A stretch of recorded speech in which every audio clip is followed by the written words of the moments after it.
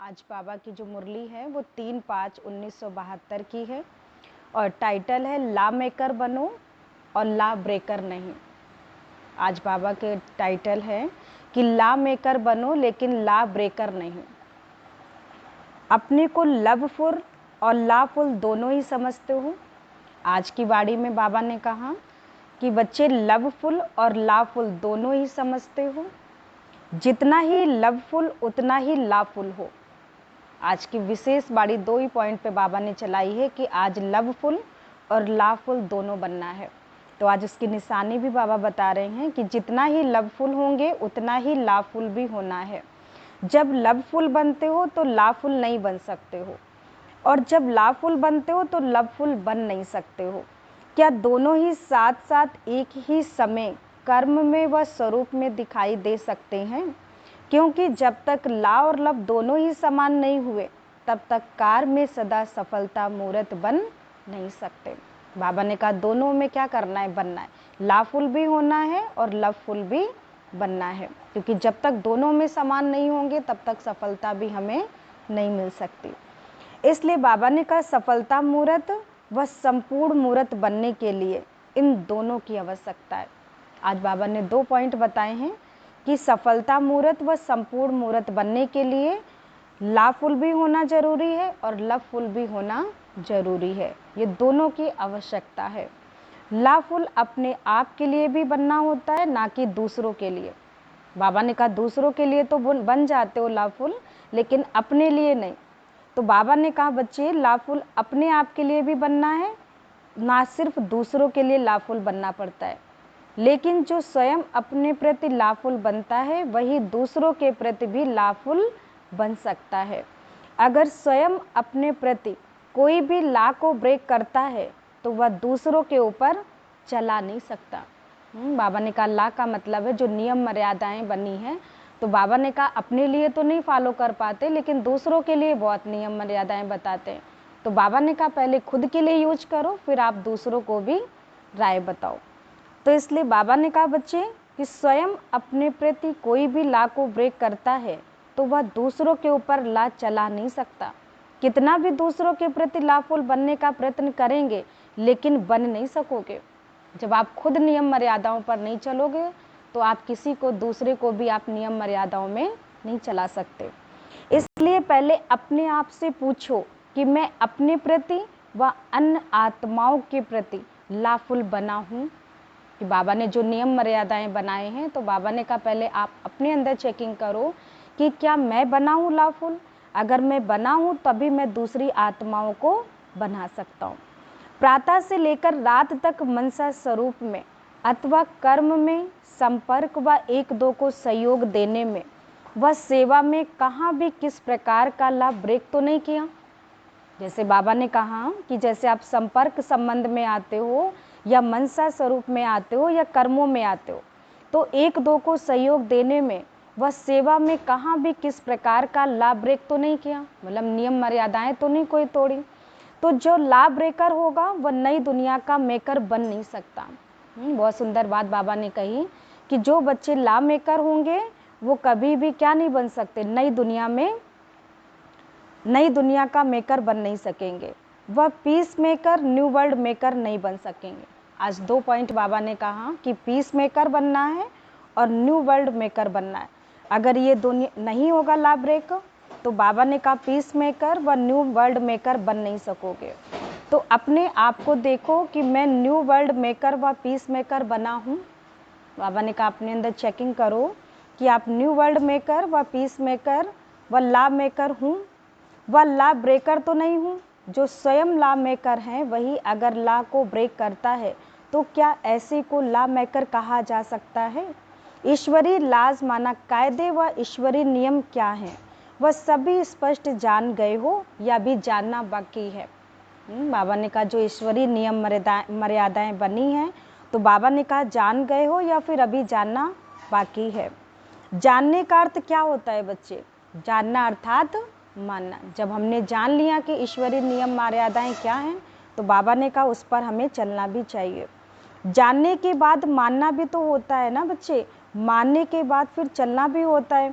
तो ऐसे समझे कि यहाँ जो भी बैठे हुए हैं वह सभी जान गए हैं, अर्थात चल रहे हैं। तो अमृत वेले से लेकर जो भी दिनचर्या बता रहे हो वह सभी ईश्वरीय लाज के प्रमाण बिता रहे हो। बाबा ने कहा चेकिंग करो अपने अंदर कि जो अमृत वेले से लेकर दिनचर्या बनी है, क्या हम उस प्रमाण चल रहे हैं।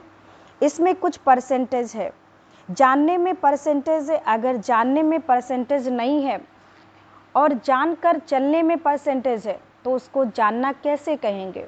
यथार्थ रूप से नहीं जाना है तब तक चल नहीं पाते हो, वह जान गए हो। बाकी चल नहीं पाते हो, क्या कहेंगे बच्चे। जब कहते हो कि यह जानना मानना चलना एक ही है, फिर यह अंतर क्यों रखा है बच्चे। अज्ञानियों को यह समझाते हो कि आप जानते हो हम आत्मा है, लेकिन मानकर चलते नहीं हो। जैसे बाबा ने कहा कोई नई आत्मा आती है तो उसको क्या कहते हो कि मैं कौन हूँ, आत्मा हूँ। तो बाबा ने कहा आत्मा तो मानते हो लेकिन मानकर चलते नहीं हो। आप भी जानते हो कि यह ईश्वरीय नियम है, यह नहीं है, जानकर फिर चलते नहीं हो। तो इस स्टेज को क्या कहोगे बच्चे, पुरुषार्थ। और पुरुषार्थी जीवन में गलती होना माफ है। जैसे बाबा ने कहा कोई बात अगर आती है अच्छी या बुरी, तो जैसे ड्रामा की ढाल को समझ लेते कि ये ड्रामा में तो नूंद था, ऐसे ही बाबा ने कहा जो पुरुषार्थी बच्चे हैं उनसे अगर कोई गलती हो जाती है तो वो क्या कहते हैं कि ड्रामा में तो ऐसे ही था। तो इसलिए बाबा कहते पुरुषार्थ माना, पुरुषार्थी जीवन में गलती होना तो माफ है। ऐसे जैसे ड्रामा की ढाल सहारा देती है ना, वैसे पुरुषार्थी शब्द भी हार खाने में व असफलता प्राप्त होने में बहुत अच्छी ढाल है। अलंकारों में यह ढाल दिखाई हुई है, ऐसे को पुरुषार्थी कहेंगे। पुरुषार्थ शब्द का अर्थ क्या करते हो बच्चे, इस रथ में रहते अपने को पुरुष अर्थात आत्मा समझ कर चलो। कि बाबा ने कहा जैसे ये शरीर है तो शरीर में क्या समझो कि मैं इस रथ में रथी एक आत्मा हूँ। तो बाबा ने कहा आत्मा समझ कर चलो, इसको कहते हैं पुरुषार्थी। तो ऐसे पुरुषार्थ करने वाला अर्थात आत्मिक स्थिति में स्थित रहने वाला इस रथ का पुरुष अर्थात मालिक कौन है बच्चे, आत्मा है ना। तो पुरुषार्थी माना अपने को रथी समझने वाला। ऐसा पुरुषार्थी कभी हार नहीं खा सकता। तो पुरुषार्थ शब्द को इस रीति से यूज ना करो। हाँ, ऐसे कहो कि हम पुरुषार्थहीन हो जाते हैं, तब हमारी हार हो जाती है। अगर पुरुषार्थ में ठीक लगा हुआ है तो कभी हार नहीं हो सकती। बाबा ने कहा अगर पुरुषार्थ हमारा अच्छा चल रहा है तो बाबा ने कहा फिर कभी भी हम हार नहीं सकते। लेकिन कहीं ना कहीं पुरुषार्थ हमारा ठीक नहीं होता है, तभी हमें हार मिलती है। जानने और चलने में अगर अंतर है तो ऐसी स्टेज वालों को पुरुषार्थी नहीं कहा जाएगा। पुरुषार्थी सदैव मंजिल को सामने रखते हुए चलते हैं, वो कभी रुकता नहीं है। बीच बीच में मार्ग में जो सीन आती है ना, उनको देखने लगते हो, लेकिन पुरुषार्थ करते लेकिन रुकते नहीं है। देखते हो ना, वह देखते हुए नहीं देखते हो। बाबा ने कहा जैसे पुरुषार्थियों की निशानी बाबा ने क्या बताई है कि पुरुषार्थी बच्चे हमेशा स्टेज पर, पुरुषार्थी सदैव मंजिल को सामने रखते हुए चलते हैं, वो कभी रुकते नहीं हैं। भले ही बीच में कितने भी मार्ग में रुकावट आए, लेकिन बाबा ने कहा पुरुषार्थी बच्चों की निशानी क्या है कि वो सदैव अपनी मंजिल पर ध्यान देते हैं। तो बाबा ने कहा बीच बीच में मार्ग में जो भी सीन आती है उनको देखने लगते हैं, लेकिन रुकते नहीं हैं। देखते हुए जैसे देखते ही नहीं हो, जो भी बात सामने आती है उनको देखते हो ना, ऐसी अवस्था में चलने वालों को पुरुषार्थी नहीं कहा जा सकता। पुरुषार्थी कभी भी अपनी हिम्मत और उल्लास को छोड़ते नहीं है। हिम्मत और उल्लास सदा साथ रखना है। बाबा ने कहा पुरुषार्थी बच्चों की निशानी बाबा ने क्या बताई कि उनके अंदर हिम्मत भी होगी और उल्लास भी होगा। तो ऐसे दो गुण हमेशा क्या रखेंगे, साथ रखेंगे। और जिसके साथ हिम्मत और उल्लास सदा साथ है, उसकी विजय सदैव ही निश्चित है। तो बाबा ने कहा हिम्मतहीन जब बनते हो ना, अथवा उल्लास के बजाय किसी न किसी प्रकार का आलस्य जब आता है, तभी बच्चे हार होती है। और छोटी सी गलती करने से लाफुल बनने के बजाय स्वयं ही ला मेकर हुए ला को ब्रेक करने वाले बन जाते हो। वह छोटी सी गलती कौन सी है, एक मात्र की सिर्फ गलती है। एक मात्र के अंतर में ला मेकर के बजाय ला को ब्रेक करने वाले बन जाते हो। बाबा ने एक छोटी सी गलती क्या हो जाती है कि लॉ मेकर बनने की बजाय क्या बन जाते हो, लॉ ब्रेकर बन जाते हो। तो बाबा ने कहा ऐसे सदा सरेंडर रहे तो सफलता मूर्त और विजयी मूर्त बन जाओगे, लेकिन कभी कभी अपनी मत चला देते हो, इसलिए हार खा लेते हो। बाबा ने कहा कभी कभार क्या कर देते हो, अपनी मनमत मिक्स कर देते हो, इसलिए हार खा जाते हो। अच्छा, एक मात्रा के अंदर का शब्द है, शिव के बजाय सबको देखते हो। बाबा ने कहा शिव के बजाय क्या देखने लगते हो, सबको देखने लगते हो। सबको देखने से शिव को भूल जाते हो। शिव शब्द बदल कर विष बन जाता है। बाबा ने कहा जब शिव की बजाय किसको देखते हो, सबको देखते हो, तो बाबा ने कहा शिव शब्द बदल कर विष बन जाता है हमारे लिए। तो उसका फिर परिणाम क्या होता है, विष विकारों की विष है, एक मात्रा के अंतर से उल्टा जाने से विष बढ़ जाता है। जैसे बाबा ने कहा आत्मा देखने की बजाय हम क्या देखने लगते हैं, शरीर को देखने लगते हैं। तो इसलिए बाबा ने कहा फिर क्या हो जाता है, विकार उत्पन्न हो जाते हैं, और विकार क्या करते हैं, वो हमें विष का कार्य करते हैं। तो विष माना विकारों की विष, एक मात्रा के अंतर से उल्टा बन जाने से विष भर जाता है। उसका फिर परिणाम भी ऐसे ही निकलता है, उल्टे हो गए तो परिणाम भी जरूर उल्टा ही निकलेगा। इसलिए कभी भी सबको ना देखो, अर्थात इस देह को ना देखो। बाबा ने कहा हमें आत्मा देखनी है, लेकिन इस शरीर को नहीं देखना है। शरीर माना सब, इनको देखने से अथवा शरीर के भान में रहने से लॉ ब्रेक होता है। अगर इस लॉ में अपने आप को सदा कायम रखो कि सबको नहीं देखना है, लेकिन शिव को देखना है, तो कभी भी कोई बात में हार नहीं होगी बच्चे। माया वार नहीं करेगी। जब माया वार करती है तो हार होती है, अगर माया वार ही नहीं करेगी तो हार कैसे होगी। बाबा ने कहा अगर पेपर परीक्षाएं नहीं आएंगे तो जीवन में हार और जीत का पता कैसे चलेगा। तो माया का वार भी बहुत जरूरी है।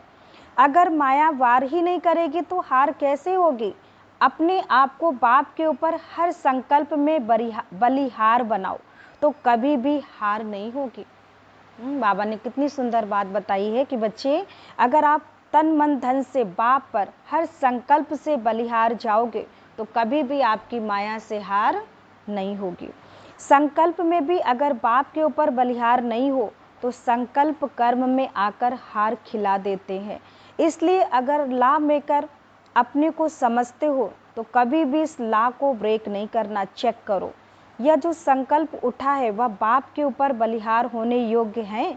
कोई भी श्रेष्ठ देवताएं होते हैं तो उनको कभी भी कोई भेंट चढ़ाते हैं तो देवताओं के योग भेंट चढ़ाते हैं। जैसे बाबा ने कहा कभी अगर उनके ऊपर भेंट भी चढ़ाते हैं तो उनकी विशेषताओं के अनुसार चढ़ाते हैं। तो इसलिए बाबा ने कहा कोई भी श्रेष्ठ देवताएं होते हैं ना, तो उनको कभी भी कोई भेंट चढ़ाते हैं तो देवताओं के योग भेंट चढ़ाते हैं, ऐसे वैसे नहीं चढ़ाते। तो हर संकल्प बाप के ऊपर अर्थात बाप के कर्तव्य के ऊपर बलिहार जाना है। यह चेक करो, जैसे ऊंचे तो ऊंचा बाप है वैसे ही संकल्प भी ऊंचे होने चाहिए।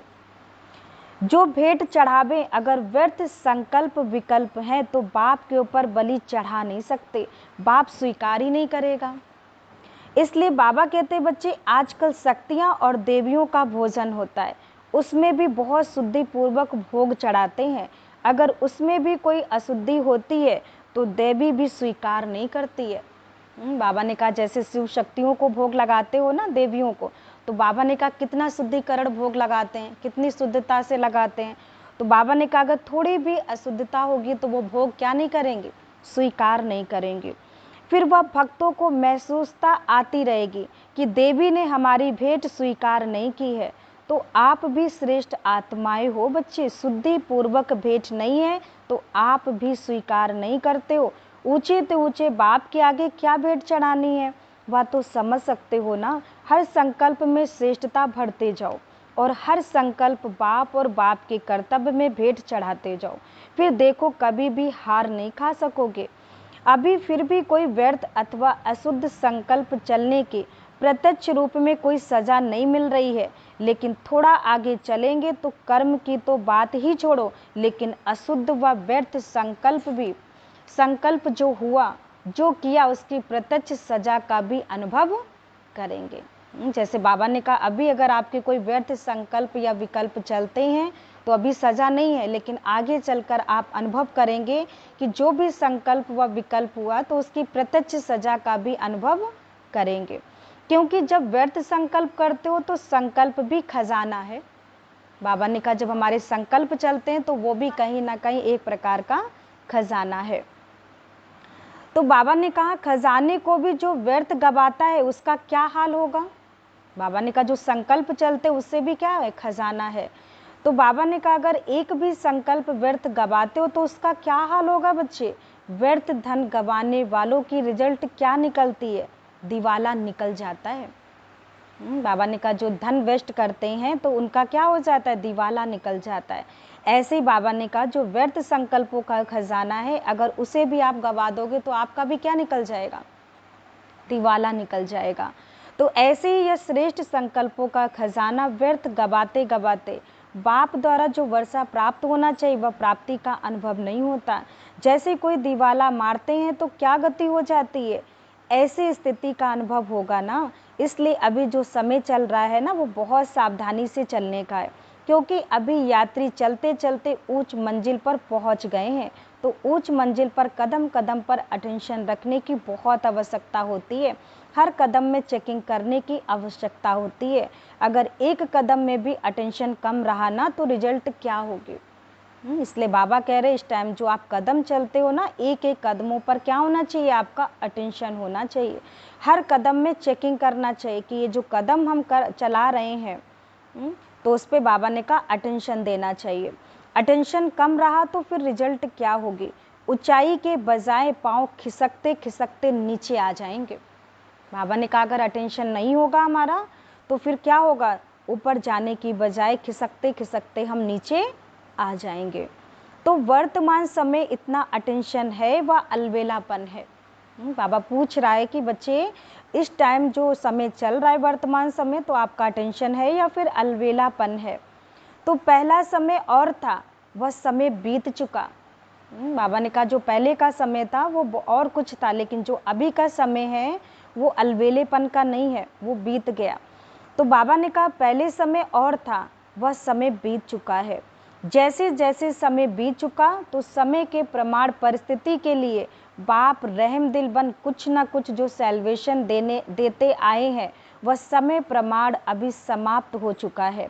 अभी रहम दिल नहीं, अगर अब तक भी रहम दिल बनते रहे तो आत्माएं अपने ऊपर रहम दिल बन नहीं सकेंगी। बाबा ने कहा देखो कितना सुंदर बाबा ने आज पॉइंट खिंचवाया है कि जैसे बाबा रहम दिल था ना, तो बाबा ने कहा जब समय प्रमाण क्या कर रहा है कि अगर बाप रहम दिल का गुण अपनाएगा तो बच्चे कभी भी रहम दिल नहीं बन पाएंगे। तो इसलिए बाबा ने कहा कि बच्चे समय प्रमाण अभी समाप्त हो चुका है, तो अभी रहम दिल नहीं, अगर अब तक भी रहम दिल बनते रहेंगे तो आत्माएं अपने ऊपर रहम दिल बन नहीं सकेंगे। जब बाप इतनी ऊंच स्टेज की सावधानी देते हैं तो बच्चे भी तो अपने ऊपर रहम दिल बन सकते हैं ना। इस कारण अभी यह नहीं समझना कि बाप रहम दिल है, इसलिए जो कुछ भी हो गया तो बाप रहम कर देगा, नहीं। ये नहीं सोचना कि कोई भी गलती हो जाए या कुछ भी कराए तो बाप रहम दिल है, रहम करेगा। बाबा ने कहा नहीं, अभी तो एक भूल का 1000 गुना दंड मिलेगा। बाबा ने कहा जो समय चल रहा है तो एक भूल करोगे तो उसका 1000 गुना दंड का हिसाब किताब चुकतू करना पड़ेगा। इसलिए अभी जरा भी गफलत करने का समय नहीं है। अभी तो बिल्कुल अपने कदम कदम पर सावधानी रखते हुए कदम में पद्मों की कमाई करते पद्मपति बनो। नाम है ना पद्मा, पद्म भाग्यशाली हो, तो जैसा नाम है ऐसा ही कर्म होना चाहिए। हर कदम में देखो पद्मों की कमाई करते हो, पद्मपति बने हो। अगर पद्मपति नहीं बने तो पद्मा पद्म भाग्यशाली कैसे कहलाओगे। तो इसलिए बाबा ने कहा पहले क्या बनो, पद्मपति बनो। जब पद्मपति बन जाओगे तो पद्मा पद्म भाग्यशाली भी बन जाओगे। तो एक कदम भी पद्म की कमाई बिगड़ ना जाए, ऐसी चेकिंग अपने आप में करते रहो। कई कदम व्यर्थ जाने के बाद होश आता है बच्चों को। बाबा ने कहा कई कदम हम चल लेते हैं जो व्यर्थ होते हैं, तो बाबा ने कहा जब व्यर्थ हम चल जाते तब हमें होश आता है। इसलिए फिर भी पहले से ही सावधान करता है बाबा। अंत का स्वरूप शक्तिपन का है। बाबा ने कहा जो अंत का समय है तो उसमें आपका स्वरूप कैसा होना चाहिए, शक्तिपन का। शक्ति रूप रहम दिल का नहीं होता है। संगारी के समय रहम दिल नहीं बनना होता है, संगारी के समय संगारी रूप का धारण किया जाता है। इसलिए अभी रहम दिल का पाठ भी समाप्त हुआ। बाप के संबंध से बच्चों का अलबेलापन व नाज सभी देखते हुए आगे बढ़ाया बाबा ने। बाबा ने कहा जैसे बच्चे होते हैं ना छोटे से, तो अलबेलेपन भी होते और नाज नखरे भी होते, लेकिन बाबा ने कहा अब वो समय चला गया, अब बाप बच्चों के नाज नखरे व अलबेलापन नहीं देखेगा। तो बाबा ने कहा बच्चों का अलबेलापन व नाज सभी देखते हुए आगे बढ़ाया, लेकिन अब किसी भी प्रकार से पावन बनाकर साथ ले जाने का पाठ है। सतगुरु के रूप में जैसे बाप बच्चों के नाज व अलबेलापन देख फिर भी प्यार से समझाते और चलाते रहते हैं, वह रूप सतगुरु का नहीं होता है। सतगुरु का रूप जैसे सतगुरु है वैसे सत्य संकल्प और सत्य बोल और सत्य कर्म बनाने वाला है। फिर चाहे नॉलेज द्वारा व पुरुषार्थ द्वारा बनावे, चाहे फिर सजा द्वारा बनाए। सतगुरु नाज और अलबेलेपन देखने वाला नहीं है। इसलिए अब समय और बाप के रूप को जानो। बाबा ने कहा जो बाप का रूप है वो तो नाज नखरे सह लेगा और अलबेलापन भी सह और प्यार से समझाने भी दे देगा, लेकिन बाबा ने कहा जो सतगुरु का रूप है वो आपके नाज नखरे व अलबेलेपन नहीं देखेगा। इसलिए अब समय और बाप के रूप को जानो।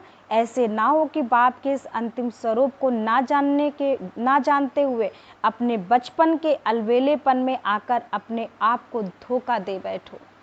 बाबा ने कहा बचपने में आकर अपने आप को ही क्या कर दो, धोखा दे बैठो। इसलिए बहुत सावधान रहना बच्चे। शक्तियों को अभी अपना संघारी रूप धारण करना है। बाबा ने कहा जो शिव शक्तियां हैं तो बाबा ने कहा उनको कैसा स्वरूप अपना बनाना है, संघारी रूप धारण करना है।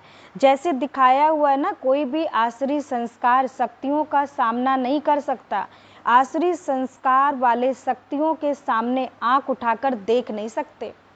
बाबा ने कहा जब आपका संघारी रूप धारण होगा तो बाबा ने कहा जो भी आपके सामने आसुरी संस्कार वाले आएंगे तो वो आपके सामने आंख उठाकर भी देख नहीं सकते।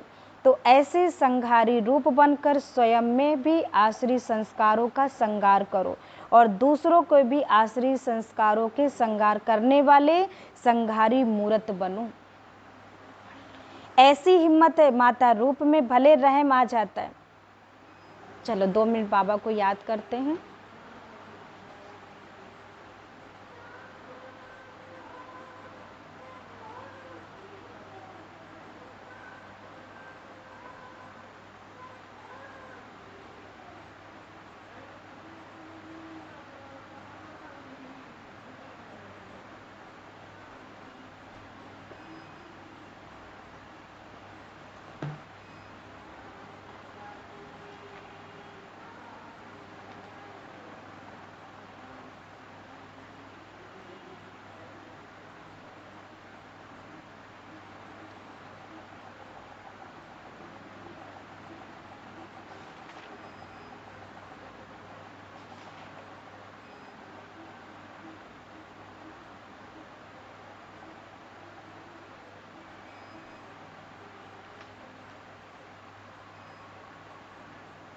ओम शांति।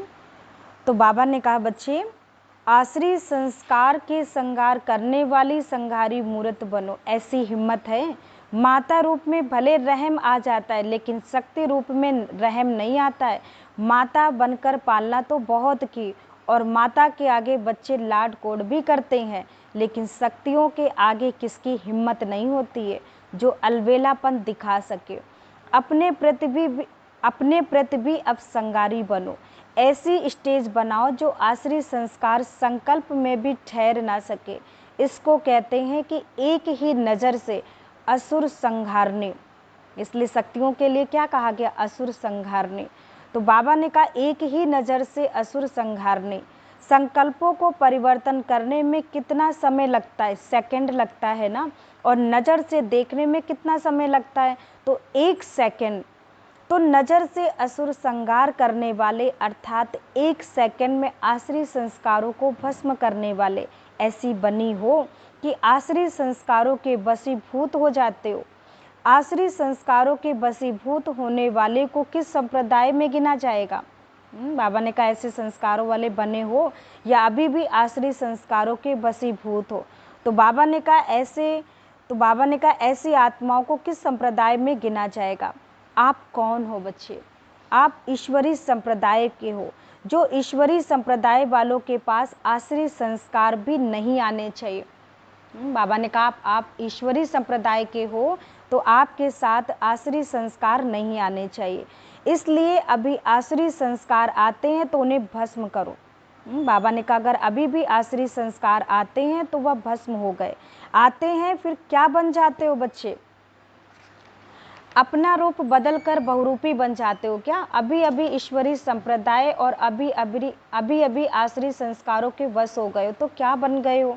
बहुरूपी हो गए ना। अगर अभी अभी अपने को आश्रित संस्कारों को भस्म करने की हिम्मत रख के संघारी रूप बने तो मुबारक है। अभी यह भी ध्यान रखना सूक्ष्म सजाओं के साथ साथ स्थूल सजाएं भी होती हैं।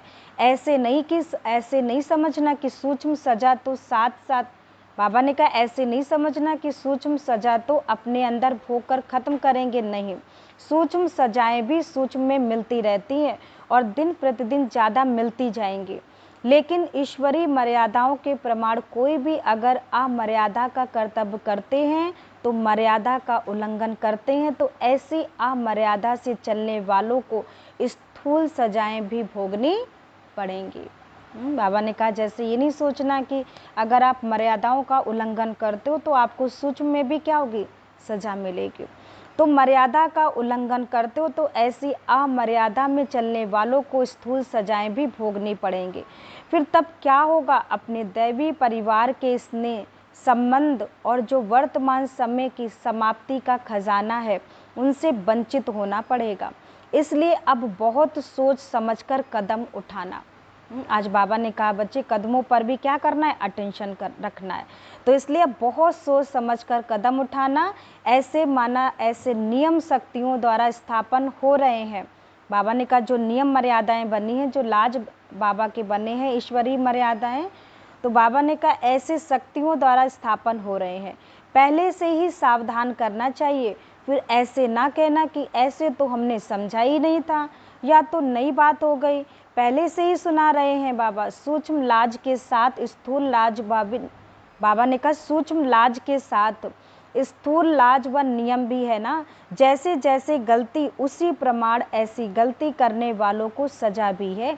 इसलिए ला मेकर हो व ला को ब्रेक नहीं करना। अगर ला मेकर भी ला को ब्रेक करेंगे तो फिर ला फुल राज करने के अधिकारी कैसे बनोगे? जो स्वयं को ही ला के प्रमाण नहीं चला सकता वो ला फुल राज कैसे चला सकेगा? बाबा ने कहा जो स्वयं के लिए ला के प्रमाण नहीं चल सकता, नियम मर्यादाओं में नहीं चल सकता, तो बाबा ने कहा वो कैसे ला फुल राज कर सकेगा? इसलिए अब अपने को ला मेकर समझकर हर कदम ला फुल उठाओ, अर्थात श्रीमत प्रमाण उठाओ। मनमत मिक्स नहीं करना है। हर कदम ला फुल उठाओ अर्थात श्रीमत प्रमाण चलो। मनमत मिक्स नहीं करना बच्चे। माया श्रीमत को बदल कर मन को मिक्स कर उनको ही श्रीमत समझाने की बुद्धि देती है। माया के वश होकर मनमत को श्रीमत समझने लग पड़ते हो। इसलिए परखने की शक्ति सदैव काम में लगाओ। कहाँ परखने में भी अंतर होने से अपने आप को नुकसान कर देते हो। इसलिए कहाँ भी अगर स्वयं नहीं परख सकते हो तो जो श्रेष्ठ आत्माएं निमित्त बनी हैं उन्हों से सहयोग लो। बाबा ने कहा अगर आप परख नहीं सकते हो तो जो आपकी निमित्त बनी हुई आत्माएं हैं उनसे क्या करो? सहयोग लो। वेरीफाई कराओ कि यह श्रीमत है या मनमत है, क्योंकि माया क्या कर देती है कि श्रीमत में मनमत को मिक्स कर देती है। फिर बाबा ने कहा कि चेक करो कि श्रीमत है या मनमत है, फिर प्रैक्टिकल में लाओ। अच्छा, ऐसे लाफुल और लवफुल जो दोनों ही साथ साथ रख चलने वाले हैं, ऐसी आत्माओं को बाबा की ओर से नमस्ते। तो बाबा ने कहा लाफुल भी बनना है और लवफुल भी बनना है, क्योंकि दोनों जब साथ में होंगी तभी आप सफलता मूर्त बन सकोगे। ओम शांति।